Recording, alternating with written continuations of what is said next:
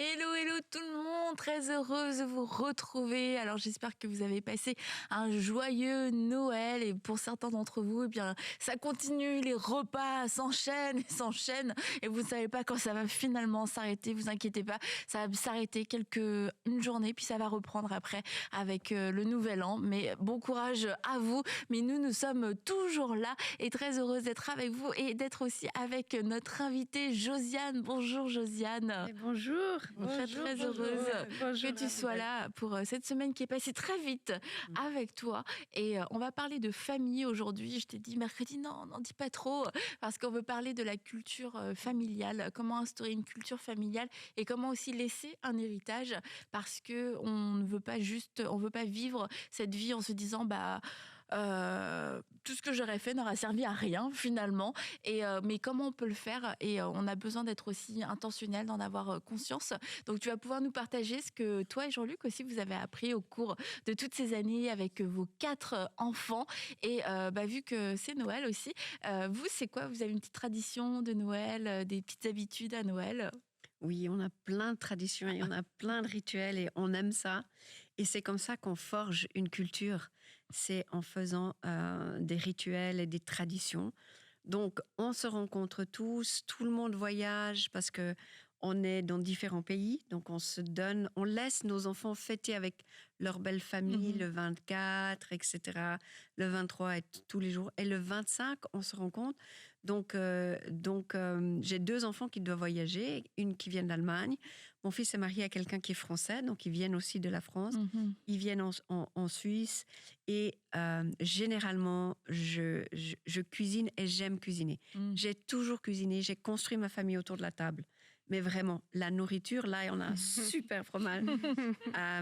Si vous pouviez sentir l'odeur, déjà, eh bien, exactement, les odeurs ont créé et j'aime partager des repas. On aime partager. Et généralement, je mets ce qu'on dit chez nous, on met les petits plats dans les grands pour Noël.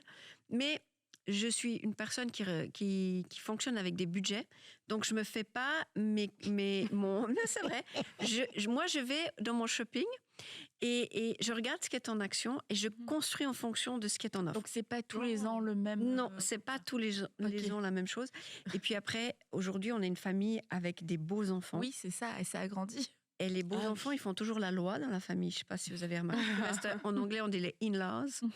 Ils font la loi. Donc, je cuisine aujourd'hui, et mes enfants me le font remarquer, je cuisine en fonction des goûts de mes beaux enfants. Voilà. Je vous donne un truc là, vous l'intégrer, vous voulez garder vos enfants, avoir vos petits-enfants à table, nourrissez vos beaux enfants. Ils vont revenir. Excellent, on revient toujours à la table qui nous nourrit. On revient toujours. Ça, c'est une bonne citation. À la table. Ah oui.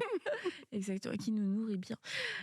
Écoute, toi, petite tradition, Nadège, en posant la question, je peux dire... Oui, la tradition, pour moi, c'est...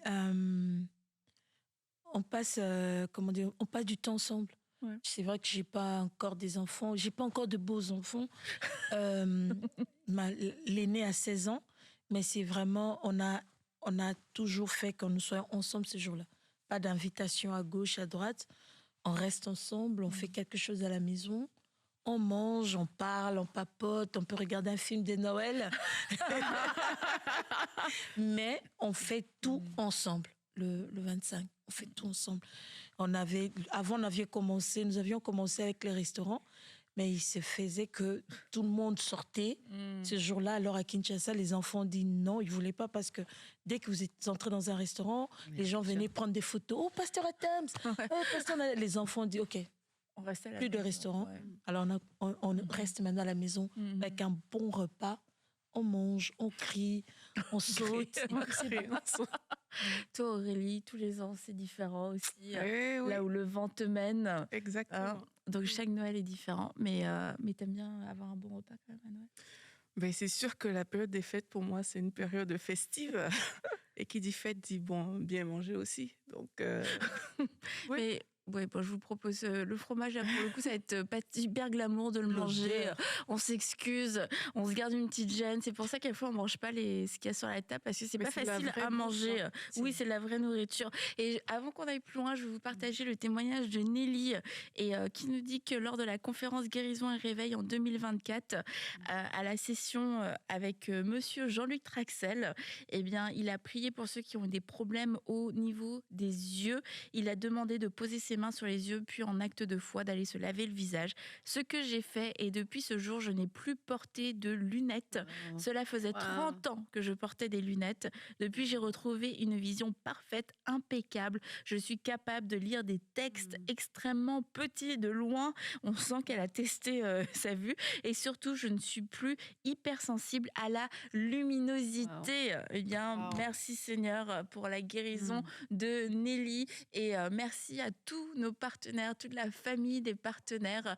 On vous bénit pour votre générosité. On vous bénit de pouvoir semer continuellement dans l'œuvre de MCI, dans la mission de MCI. C'est un privilège pour nous de pouvoir œuvrer avec vous et de pouvoir avoir ces genres de témoignages aussi ensemble. Et si vous voulez rejoindre la grande famille des partenaires peut-être avant la fin de l'année, eh bien vous pouvez aller sur emcitv.com/don et vous aurez toutes les informations. Pour certains d'entre vous, c'était peut-être un désir qui était dans votre cœur depuis le début de l'année et on arrive à la fin de l'année. Alors si vous vous dites moi je veux pas terminer cette année sans concrétiser ce vœu, cet engagement que j'avais pris dans mon cœur, peut-être lors d'une conférence ou lors d'un live ou lors d'une émission que vous avez pu suivre, eh bien je vous encourage à pouvoir aller sur ce lien, sur ce site et pouvoir suivre la procédure qui vous est montrée, indiquée.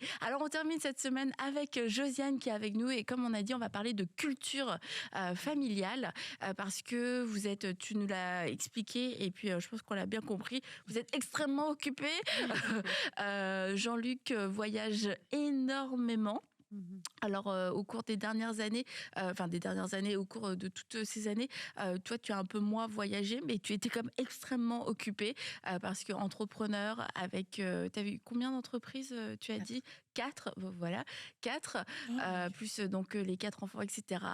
Tu as parlé du fait que vous aviez votre soirée une fois par semaine qui a été un vrai souffle pour vous. Mais dans tout ça, c'est que la vie va aussi très vite avec les enfants. Donc, comment déjà est-ce qu'on, tu l'as dit, tu as donné une petite réponse, mais comment est-ce qu'on bâtit une culture familiale et à quoi ressemble la vôtre? Alors, j'ai envie de commencer par quelle est l'émotion que Dieu il a quand il regarde nos familles. Parce que souvent on demande à Dieu de nous bénir, etc. Est-ce que nous le bénissons? Est-ce que nous réalisons que nos vies de famille lui créent des émotions? Et quand il regarde ma famille, au final, est-ce qu'il a une émotion de joie? Est-ce qu'il a une émotion de waouh, j'ai mes représentants sur terre? Ou est-ce qu'il a une émotion de dire quelle est l'émotion que Dieu il a quand il regarde nos familles? Et si on se pose la question de quel est le miroir que l'on est pour le ciel? Parce qu'au fait, les rayons, Dieu bénit la famille, c'est depuis le jour 1, la création de la terre. Du reste, au départ, il avait mis la femme et l'homme que dans un être humain. Et il s'est rendu compte, il y a un truc qui joue pas, il va s'ennuyer tout seul. Il faut que je fasse qu'il y ait une récréation entre eux.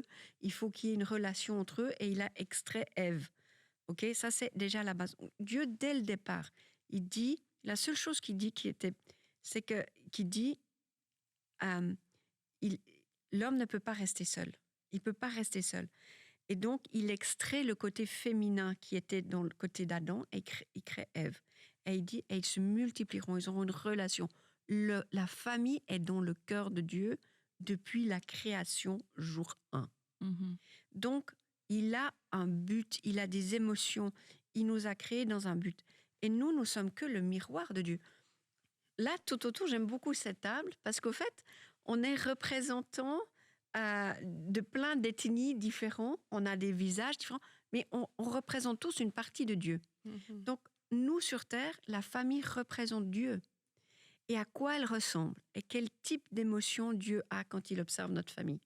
Et si on se pose ces questions, alors tout de suite, on se rend compte qu'en fait, notre culture familiale, c'est un terrain dans lequel certaines semences, on a le privilège de recevoir des enfants, des autres êtres humains qui ont leur appel, qui sont uniques, mais qui nous sont prêtés. Ils nous sont prêtés. Dieu nous les redemandera. Et il demandera qu'est-ce qu'on a fait avec ces personnes. Et sur le parcours qu'on a le privilège de les accompagner, est-ce qu'on a créé ce terrain où ces êtres humains peuvent eux-mêmes croître, rentrer dans leurs appels pour suivre l'appel intergénérationnel que Dieu a pour nos familles. Et si vous regardez dans la Bible, là on est Noël, alors je vais prendre juste ce passage. Si vous prenez dans Matthieu, vous avez toute la généalogie de Jésus. Bon, nous on se dit, bon, on passe les passages, puis on vient tout de suite à l'histoire. Hein. Ou peut-être vous avez lu ça même hier en famille, etc. Pourquoi Dieu nous parle de la généalogie ? Parce que Dieu est intergénérationnel. Et il a une vision, quand il nous a créés, il a mis en nous les semences des générations, de générations, de générations, de générations. Et on n'est pas tout seul arrivé sur Terre. Si tu es là aujourd'hui avec ta famille ou toi-même, c'est que tu as des générations qui ont compté pour Dieu avant et qu'il aligne les choses et il te demande juste, on n'est que d'un passage sur Terre.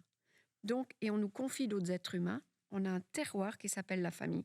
Et ces êtres humains nous sont confiés pour qu'eux rentrent dans leur appel. Donc, à quoi ça ressemble cette culture ? Eh bien, essayons, attention, la mienne n'a pas tout le temps été ça, et encore vraiment, même Dieu à moi. Mais essayons d'être des familles du royaume, qui mettons le royaume dans la base, dans la bouche des enfants dès le départ. Je le disais hier, ils n'ont pas un petit Saint-Esprit. Ils reçoivent le package, le full Saint-Esprit. Il est là même quand ils sont petits. Donc, pour moi, la famille doit être la réflexion du royaume de Dieu. C'est là qu'on cultive. Il n'y a rien de plus qui va se faire progresser que des enfants. Si tu ne connais pas ta limite, le don de patience que tu as, si tu ne sais pas, quand il te manquera des heures de sommeil, à quel point le don de la joie peut être retiré, les enfants sont l'élément, le facteur qui te fait le plus croître. Pas seulement dans leurs petites enfances. Alors attends la période de l'adolescence, c'est grandiose, c'est magnifique. Tu te rends compte que tu as semé sans vouloir récolter. Il ne faut pas chercher à récolter à ce moment-là. Et puis après, tu as la récompense des petits-enfants et tu vois ta continuité de vivre sur Terre. Donc Dieu est intergénérationnel, Dieu est générationnel et il te confie les générations futures. Donc, sur quel type de terroir et qu'est-ce que tu autorises qui rentre dans ta famille ? Tu as combien de petits-enfants ? Alors 6. Aujourd'hui 6. Oh. Oui. Quelle bénédiction. Vous voir comme ça, on dirait pas que vous êtes des grands-parents. Mais... Voilà, oui. Alors, on a commencé jeune, nos enfants aussi. Et mariez-vous jeunes et faites des enfants. Je le dis. C'est plus facile de se marier jeune. On est plus souple, on se combine mieux, on s'articule mieux, on grandit ensemble. Et c'est pas un problème de se marier quand il n'y a pas d'argent, je le dis. Parce que c'est devenu, sociétalement parlant, on se marie que quand on a tout. C'est faux. Si tu crois ça, tu enlèves Dieu du facteur qui va pourvoir à tes besoins. Mariez-vous même si vous n'avez pas... C'est très bien de commencer son mariage quand il y a peu de budget. Parce que si vous apprenez à faire avec peu, vous saurez faire avec beaucoup. Les enfants sont une bénédiction. Ils vont continuer à nous faire grandir. Et au fait, ils sont tellement le reflet de nos imperfections et de nos perfections. Plus difficile, c'est quand tu vois un enfant qui a ton problème. Ça. Toi, tu luttes avec ce problème et tu vois qu'il reproduit ça. Il te rappelle toi. Exactement. Et ça agresse. Ou s'il y a quelque chose qui t'irrite chez ton conjoint et tu le vois chez tes enfants, c'est un deuxième rappel que tu dois travailler sur toi-même. Un deuxième rappel. Donc tu as une confirmation que tu dois vraiment travailler sur toi. Donc le concept familial, il est extraordinaire. Dieu est intergénérationnel. Et ta culture d'entreprise, l'entreprise, pardon, là c'est un défaut. Je me dis, est-ce que tu voulais faire un lien ? Non, pas du tout. Ta culture familiale, à tout prix, développe quelque chose, je t'encourage, où tu restes connecté. La disconnectivité est utilisé aujourd'hui. Il y a tout est fait pour qu'on se disconnecte ensemble. On peut être assis au salon, tout le monde a cet instrument dans la main et tout le monde regarde ses propres amis qu'ils ont sur les réseaux sociaux et on perd la connectivité avec les autres êtres humains qui respirent le même oxygène et qui mangent, si possible, la même nourriture dans la même assiette. Donc, la famille, pour moi, qui, comme tu le disais, on est occupé, très occupé, éloigné physiquement, souvent, par des voyages, par des choses comme ça. Mais néanmoins, je vais prendre juste mon exemple à moi. Je travaillais, donc j'étais responsable d'une entreprise internationale. C'est une vie à 4, 5, 6 vies presque que je vivais dans l'entreprise. Et pourtant, j'ai choisi de cuisiner pour mes enfants un repas par jour. Donc, généralement, c'était le soir. Et là, j'ai décidé que c'est moi qui cuisinais. Et je me suis appliquée, même si j'étais mes HS, hors service, de cuisiner, d'avoir des ingrédients frais et de se mettre à table et de préparer un repas et de se mettre autour de la table et de manger ma nourriture. Parce que je me suis rendu compte qu'en fait, on revient toujours au goût de la famille. On a, du reste, les recettes de grand-mère, là. Ça sert à quoi? La nourriture est un amour que l'on déguste. Pour moi, la nourriture, c'est de l'amour que l'on déguste. Alors, soit on se dit que c'est une entreprise qui a cuisiné pour nous, puis on déguste cette entreprise, et c'est la seule marque qu'on laissera. Soit Dieu nous a créés avec de la nourriture. Pourquoi il nous a créé un tube digestif? Pourquoi il a créé tant de saveurs? Soit on peut interpréter cette saveur et mettre un goût d'amour dans nos bouches. Et au fait, en cuisinant pour ma famille, on a littéralement construit notre famille autour de la table. Mais on l'a construit autour de la table. Vous pouvez interroger mes enfants, vous pouvez parler. On a construit la famille autour de la table avec les goûts de la famille. Et tu me disais, on discutait que à un moment donné, donc tu cuisinais, mais tes enfants restaient pas trop longtemps à table. Oui. Et là, Josiane a remédié au problème. Et ça, je pense que c'est aussi peut-être un constat que beaucoup de parents font. C'est difficile d'avoir tout le monde autour de la table. Et puis bon, si on les a pour le repas, mais après tout le monde repart vite dans sa chambre. Et puis en tant que parent, on peut se sentir pas rassasié et pas comblé dans cette relation familiale, se dire c'était trop court, on n'a pas eu le temps de bien échanger. Et du coup, toi, comment tu y as remédié? Alors oui, c'est vrai. On était dans une configuration, on commençait à avoir des ados, pré-ados. Et au fait, c'était tout le monde restait, on mangeait et tout le monde partait dans les chambres. Et on se retrouvait tout seul. Alors déjà, parce que tu m'as demandé à quoi ça ressemblait. Moi, j'ai dit à ma famille, dès le départ et à tout le monde, j'ai dit, je vous cuisine, je ferai l'effort et vous aurez tout le temps de la nourriture dans le frigo, tout le temps. Je m'assurais vraiment de ça. Mais je ne ferai pas la vaisselle. Mais je ne déplace pas une fourchette de la table. Parce que si vous mangez à ma table, vous allez faire la vaisselle de ma table. Je suis désolée. Je ne suis pas la maman qui a tout fait pour ses enfants, mais vraiment pas. Mes enfants ont appris à travailler et ça commençait par vider le lave-vaisselle, faire la vaisselle, mettre la table. J'étais pas OK de devoir tout faire. Je tiens juste à le dire. Je dis aussi que je cuisinais avec mes enfants. Donc, petits, j'ai des photos, ils sont dans le lavabo de la cuisine avec moi en train de peler. Aujourd'hui, je cuisine avec mes petits-enfants. Je leur laisse déguster le sel, le tout, ils bavent dedans, ça m'est égal. Pourvu qu'ils mettent la main à la pâte et qu'ils mélangent tout ça. Et c'est une transmission très forte, culinaire, très, très forte chez moi. Mais à un moment donné, avec les pré-ados, les journées, les soirées avec les parents, c'est pas cool. Bref. C'est l'adolescence, il faut prendre la distance, etc.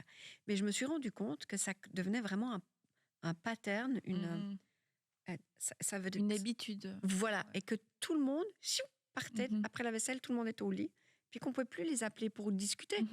Et j'ai dit à Jean-Luc qu'il faut qu'on remédie à ça, parce qu'on a peu de temps ensemble. Donc, il faut que quand on les a, il faut que ces temps, ils perdurent, ils Mhm. durent, voire à la limite qu'on se noie Mhm. dans la présence de chacun. Les uns et des que- autres. des uns des autres. Mais oui, parce que je devais intensifier les moments de Mhm. présence. Et au fait, je lui dis, on va changer de salon. On avait un salon en cuir un peu froid. T'étais bien assis, mais t'étais mal. Enfin bref, il faisait pas chaud, c'était pas cosy. Ça devenait la tendance des salons où on peut un peu se vautrer dessus, les gros coussins, les trucs un peu larges. Et, et la tendance où il y avait aussi des grandes tables. Mm. Des grandes tables. Moi, j'ai toujours été assez impressionnée des cultures japonaises qui mangent assis au salon. C'est étonnant, hein? Et j'ai dit à Jean-Luc, on essaye ça. Et on a investi le budget le plus cher qu'on a jamais mis dans un énorme salon. Non, mais et on a presque dû se vendre un rein pour ce salon. Ça, c'est une gag. Mais non, mais on a vraiment mis Mhm. l'argent dans un énorme salon où nos enfants pouvaient se vautrer dessus. Et dans une énorme table au fait, on peut manger à table au Mhm. salon. Je t'assure, on a amené le salon jour 1. Et j'ai dit, dorénavant, on ne mangera plus à table. Enfin, j'ai dit, on mange au salon ce soir. Ce soir, on mange au salon. Waouh. Et c'était là, what? On peut manger au salon. Eh bien, littéralement, dans notre famille, depuis ce jour-là, on n'a plus mangé à la salle à manger. On n'a plus que manger au salon, vautré. Et ce soir-là, nos enfants, c'était tellement cool. Ils nous ont dit, est-ce qu'on peut aller chercher nos duvets? Est-ce qu'on peut rester là un moment? Ah, objectif atteint. Ah oui. C'était une balle. Et ça a fonctionné. Et c'est resté. Aujourd'hui, quand on invite des gens, même des gens très bien, on dit, si vous êtes des amis, on mange au salon. Si vous voulez être considérés comme des invités, on va à table. On veut être des amis. Et tout le monde se met, se vautre. Même si tu manges dans un salon, c'est pas comme à table. Mais on a créé ce lien et ça a fonctionné, ça a marché. Donc, prenez... Moi, je me souviens d'avoir vécu une expérience quand j'étais étudiante. Je vivais comme étudiante, mais on partageait un salon commun. On était 16 étudiants dans un étage, si Ah tu ouais, veux. ok. Et on partageait, chacun venait et on avait tous nos petites bols avec nos petits trucs à manger. Oui. Et ça allait pas. J'ai un truc qui a loupé. J'étais là, mais c'est bizarre. Et je me rappelle d'être une fois été chez mes beaux-parents et ma belle-mère nous a servi tous dans la même assiette. On avait le même repas. Et j'ai eu ce sentiment de communion, Mhm. de partage. Et je me suis rendu compte, partager une nourriture, c'est très puissant. Parce qu'au fait, on partage un goût, on partage quelque chose. C'est pas on s'alimente, Mhm. on expérimente quelque chose ensemble. Et j'ai réalisé que de cuisiner pour les gens, de partager un repas, de transmettre ce que moi j'avais reçu, c'est extraordinaire. Mhm. Donc, voilà. À quoi ça ressemble un petit peu la culture Wow. familiale? Transmission, connectivité. Vraiment. Moi, je voulais rajouter, parce que même lorsque nous voyons dans la Bible, Josiane l'a dit tout à l'heure au début, elle a dit ça, Dieu aime les traditions. Vous allez voir dans la Bible, vous allez voir comment Dieu insistait. Écrivez, gravez-les, racontez-les à vos enfants, Exactement. que ça devienne une tradition, une culture. Ça, c'est vraiment Dieu qui aime ça. Alors nous, en tant qu'enfants de Dieu, on doit faire de même. Exact. Comment dire, choisir une tradition, des choses à faire et à répéter. Mhm. Faut pas se dire c'est ennuyant, c'est pas ennuyant. Ça reste dans les enfants, ça reste dans la famille et ces enfants à leur tour vont transmettre à leurs enfants. Il faut créer des traditions, il faut créer si autour de toi il n'y a pas de tradition, tu crées. Mhm. Et puis ce n'est pas trop tard, même si tu ne l'avais pas avant, même maintenant tu peux commencer, donc c'est pas trop tard. Mais garder cette histoire, même pour que les choses, Dieu faisait que les traditions, les choses restent dans la tête parce qu'il fallait le répéter Ouais. et le répéter à chaque fois. Et je pense que nous, en tant qu'enfants de Dieu, nous sommes même, nous pouvons le faire aussi facilement parce que nous avons des choses à Même répéter, des actions de grâce. des actions, à poser des actes, montrer aux enfants cette culture de donner. Moi, je me souviens qu'on a commencé à apprendre aux enfants à donner.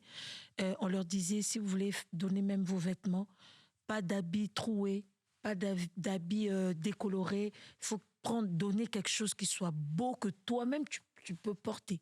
Et je me souviens, j'avais pleuré ces jours-là. Je me souviens, on avait pris des habits, on a donné à notre département social. Et ces jours-là, je venais, j'avais 5 minutes de retard pour l'église. Je ne sais pas si Dieu voulait que je sois en retard pour que je voie ça et que les enfants voient ça. On arrivait, on cherchait à me trouver là où garer. Et dès que je devais stopper parce qu'il y avait des gens j'ai vu une dame avec 3 filles, avec les robes de mes enfants. Oh. Même les enfants ont vu. Tout le monde a commencé à pleurer dans la voiture.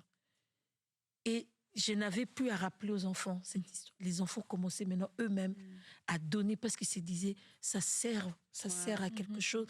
D'autres en ont besoin. Et eux-mêmes, ils savent comment trier, pas des habits troués, pas des beaux habits, mais qui ne vont plus. Ils prennent, ils arrangent, ils viennent me donner.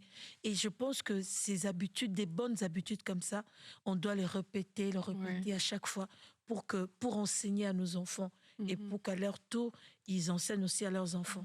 C'est très important. Et si tu regardes, c'est magnifique ce que tu dis. Et si tu regardes dans l'Ancien Testament, on connaît l'Ancien Testament, on connaît le principe de la dîme.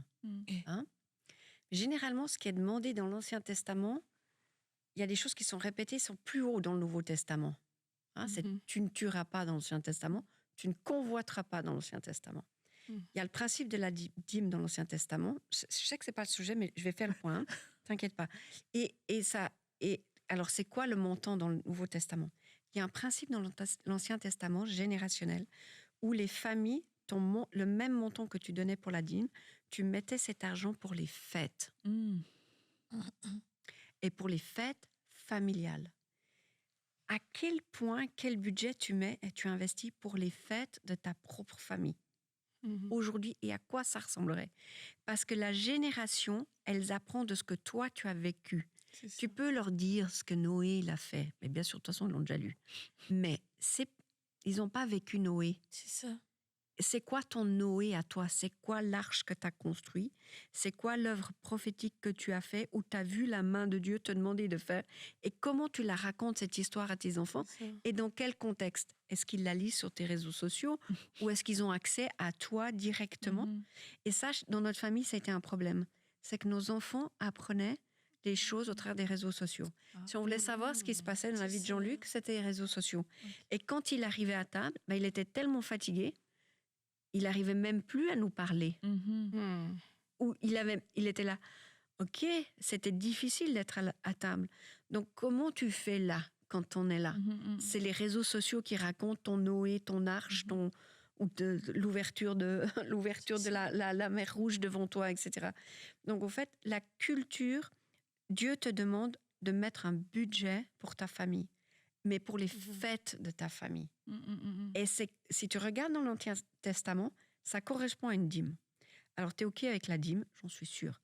C'est quoi le budget que tu mets pour les fêtes avec ta famille?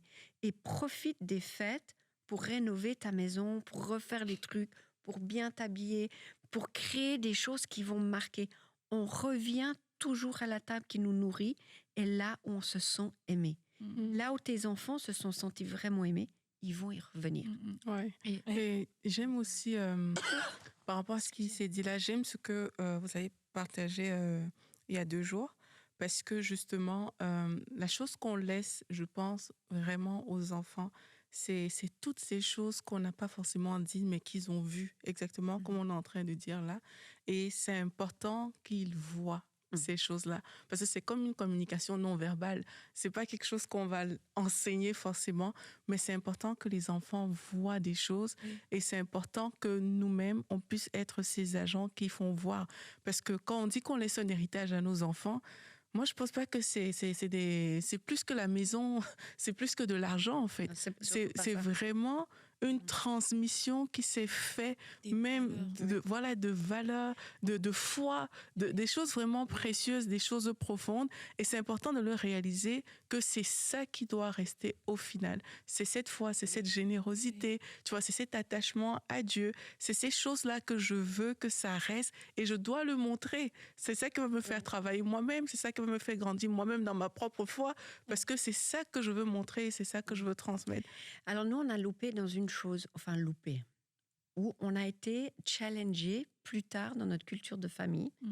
On l'a dealé pour nous personnellement, et c'est la culture de la réconciliation. Dans une famille, il il y a 2 choses qui sont importantes. Tu dois développer la connectivité. Ça m'est égal ce que tu fais, je t'aime. Mhm. OK? Mon amour pour toi ne va pas dépendre de tes actions. Ça, tu dois le développer. C'est la nature de Dieu. OK? D'accord? Mais là, donc rester connecté, c'est une chose que l'on fait. Maintenant, ce qu'on a moins développé, c'est cette culture de savoir pardonner. Oui.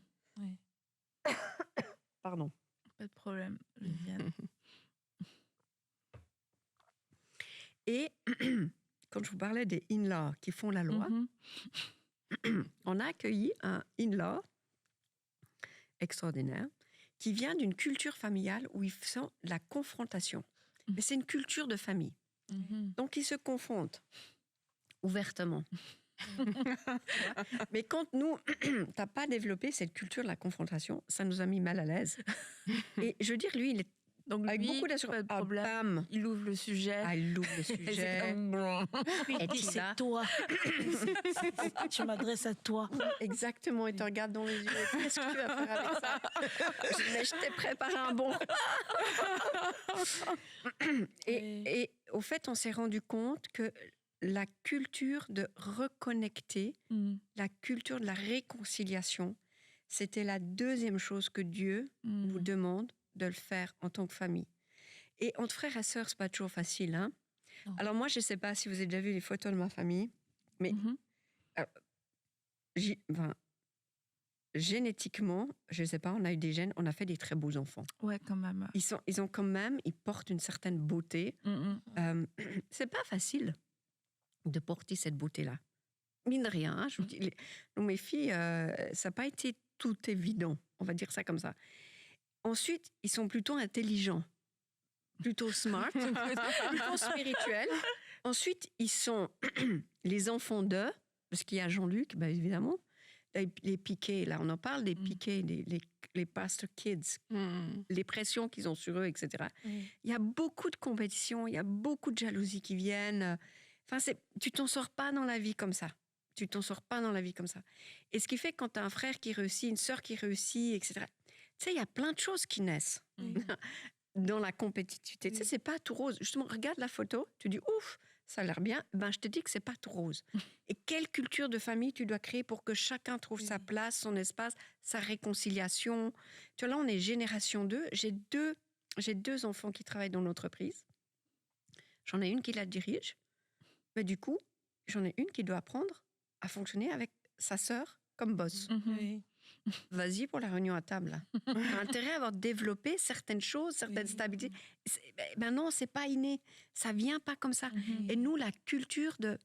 Alors, nous, en tant que parents, on a appris à pardonner tout de suite. Et vraiment, on l'a fait. Mais j'ai moins développé le côté des enfants qui seront réconciliés. Je dis, bon, bah, vous allez vous frotter, la frustration, ça fait du bien, puis c'est bon, tu vois. Et puis comme ils nous observent pardonner, nous pardonner, s'inter-pardonner, enfin bref, c'est un truc qui est acquis. Ben, quand on a été confronté à une culture de confrontation, de quelqu'un qui arrive, qui te regarde dans les yeux, puis dit ça m'a offensé. Ok. Pardonne, et passe à autre chose. Non, on passe pas vite. Non. Et que tu n'as pas l'habitude de ça, on s'est rendu compte que là, dans notre culture, on devait travailler. Et autour de la table, tu peux, s'il y a de l'amour, s'il y a un peu de, s'il y a un peu de nourriture, s'il y a un peu de bonté.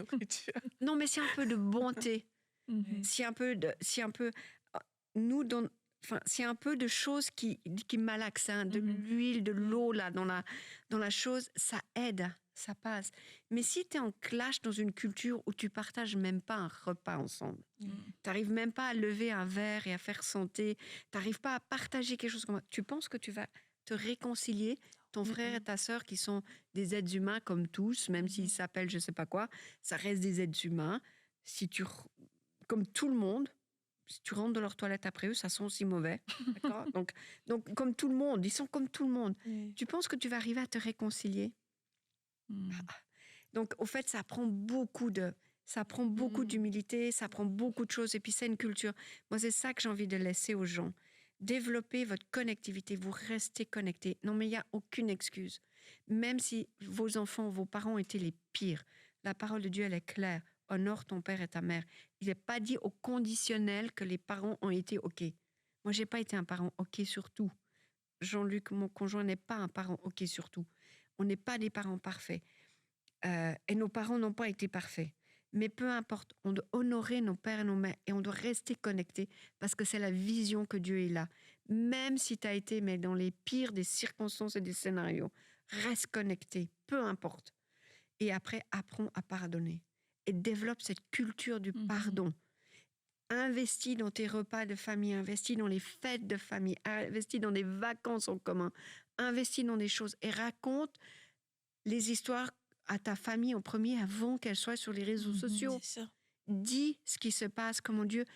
Ma fille, elle vient de me challenger. Mon petit-fils, l'aîné, Karl, quand on lui parle de ce que Dieu a fait dans nos vies, pour lui, il est beaucoup plus touché que quand on lui raconte une histoire de la Bible.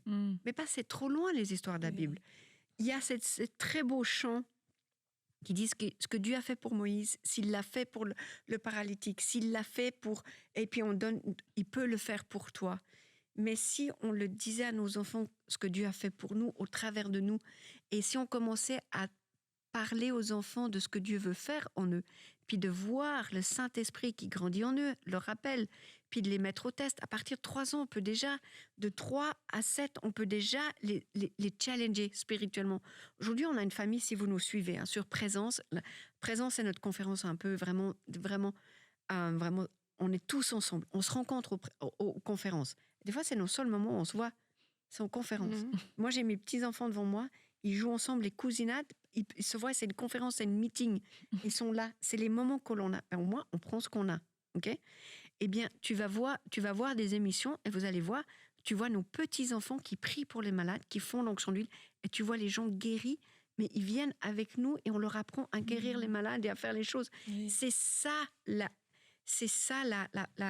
vraiment ça la famille. C'est vraiment ça à quoi ça ressemble. Quelle est l'émotion que Dieu a hors de ta famille, de l'atmosphère qui s'y dégage. Si tu laisses l'animosité. Je suis dyslexique et quand je suis fatiguée, ça part en sucette. Donc effectivement, si tu laisses le ressentiment, si tu laisses ta petite aigreur, ta petite frustration personnelle que tu as eue, c'est une culture où tu permets pas à la semence qui sont dans tes enfants de croître. Et puis peut-être cette semence-là même va résonner dans un de leurs challenges que eux ils ont parce qu'ils ont pris tes défauts, tu vois. Ils ont pris peut-être ta susceptibilité, ils ont peut-être pris tes trucs. Et ils vont voir comment toi, tu peux pas mentir à tes enfants. Même si tu parles pas, eux ils entendent ce que tu penses parce qu'ils le ressentent et ils vont grandir en fonction. Alors si nous l'objectif, c'est qu'on soit mais vraiment le royaume de Dieu sur terre. En fait, moi, je pense que les familles, et ça n'a pas été notre cas, mais je pense que les familles, on est le trésor de Dieu intergénérationnel où il nous confie les principes, ses valeurs, son royaume pour que ce soit transféré de génération en génération. La bénédiction, elle va à 1000.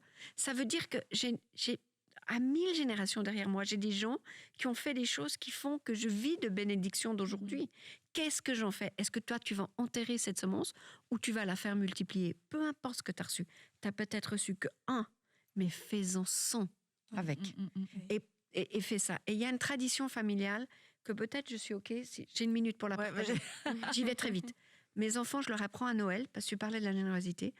Je vais au shopping et je paye le caddie de la personne qui est derrière moi. Et j'ai appris à mes enfants que on paye un Noël, un repas à une famille de quelqu'un qui ne nous connaît pas et ne pourra jamais nous rendre. Mais on partage que Jésus est vivant au travers de la générosité. Et voilà, ça, c'est une tradition que l'on a à Noël. J'espère qu'il n'y a personne qui va te suivre l'année prochaine. On te suivra au supermarché. C'est un énorme caddie. Je prends un énorme caddie. Je prends tout. Derrière Josiane. Merci Josiane. Et je vais aussi terminer en le disant, créer une culture familiale, c'est pas créer un système religieux rigide, mais c'est de créer un cadre qui protège la vie et qui protège ses connexions, qui protège la longévité aussi de la famille, particulièrement aujourd'hui parce qu'on se dit mais non, on est connecté, on a des groupes, etc. Mais rien ne vaut un vrai repas à table où on peut être ensemble, on peut se toucher, on peut s'entendre, on peut mieux se sentir. Donc c'est pour ça que la culture familiale, eh bien c'est important. Ça rappelle aussi des dates importantes dans le calendrier, des non négociables. Alors ça veut pas dire non négociable que on est hyper rigide, hyper strict, c'est que ce moment-là doit arriver quoi qu'il arrive. Et particulièrement, plus on a d'enfants, plus on a de beaux enfants, plus ils sont loin aussi, eh bien c'est de pouvoir réussir à se rassembler. Et ça veut pas dire tous les week-ends. Et c'est peut-être aussi pour vous faire le deuil du repas du dimanche midi en famille. Et c'était comme ça que je pensais qu'on allait vivre la famille, la culture familiale. C'est pas possible, c'est pas votre réalité, mais il y a une autre réalité qui est disponible et qui va pouvoir vous rendre heureux, qui va pouvoir aussi vous permettre de passer du temps de qualité et pouvoir transmettre votre foi, transmettre certaines traditions, transmettre certaines histoires qui sont dans la famille, qui ont fait vivre la famille, qui ont créé beaucoup de souvenirs, qui ont créé aussi la foi dans la famille. Et c'est important, c'est pour ça de maintenir ces rendez-vous. Alors que ce soit Noël, ça peut être aussi pour autre chose. Soyez créatifs, soyez inventifs. Personne ne vous limite dans cette culture. Merci Josiane d'avoir été avec nous. Comme je l'ai dit, j'espère que tu reviendras parce que nous avons d'autres sujets complètement différents à aborder avec Josiane. Alors on vous souhaite une bonne fin de semaine, un beau week-end. Bye bye. Bye bye, soyez bénis.